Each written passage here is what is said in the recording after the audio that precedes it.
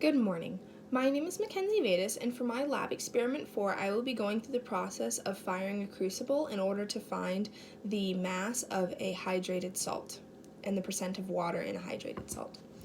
So the first thing we want to do is we want to make sure we have all of our materials, so that would include a stand with an O-ring, a Bunsen burner, a clay triangle, and a crucible that has a lid.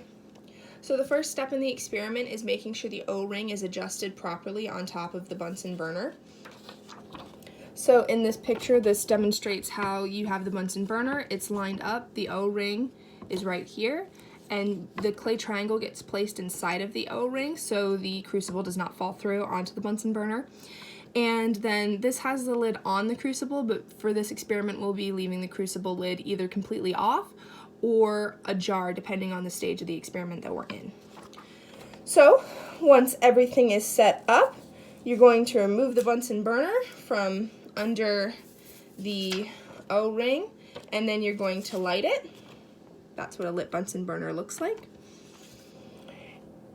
And the flame should be completely blue, and it should be touching the crucible. So as you can see here, you can see the flame that comes up, and here's the bottom of the crucible. So that is correct. So the first step is we are going to, or not the first step, but with the crucible, we are going to place the crucible using tongs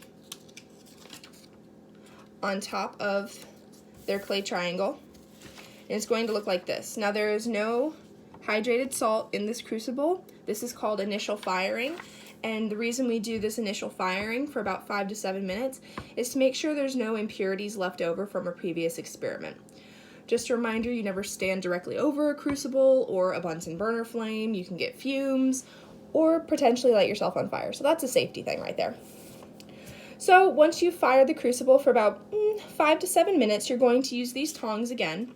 And you're going to take this crucible and you're going to place it on top of a wire gauze for cooling.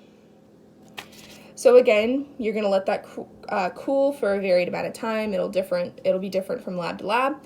So to make sure it's cool, you want to hold your hand away from the crucible for about 1 to 2 centimeters. And if there's no heat radiating off of it, you can put it onto the weigh scale.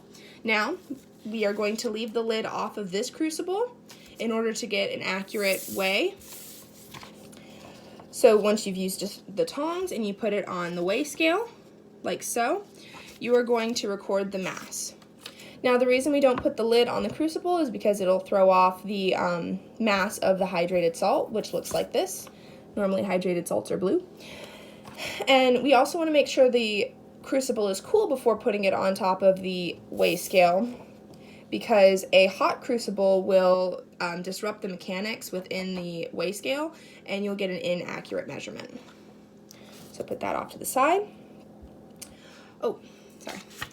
Also, once you've recorded the mass of the unfilled crucible, you're going to take about 2 grams of your hydrated salt and you're going to put it into the cup, the crucible, and record the mass. From there, once you've recorded the mass, you are going to use the tongs again to place the crucible with its lid ajar onto the Bunsen burner, clay triangle, etc. That's what it'll look like. A more real-life idea of this would look like that. See how the lid's ajar, it's on top of the clay triangle. This Bunsen burner is unlit, so you'd have to imagine that there's, blue coming out for the flame. And you are going to fire it and make sure that the lid's ajar so water vapor can escape, but we leave it ajar so there's no impurities that can get in still. Now we're going to repeat that process of firing it with the hydrated salt a few more times, and then you're going to go through the process of taking it off, putting it on the wire gauze, letting it cool, weighing it. You're going to do that about 2 times so you get within 0.1 of the mass of previously recorded. And then once everything's done and is no longer a blue color, you will have this anhydrous salt, which is white. Thank you for joining my lab and have a great day.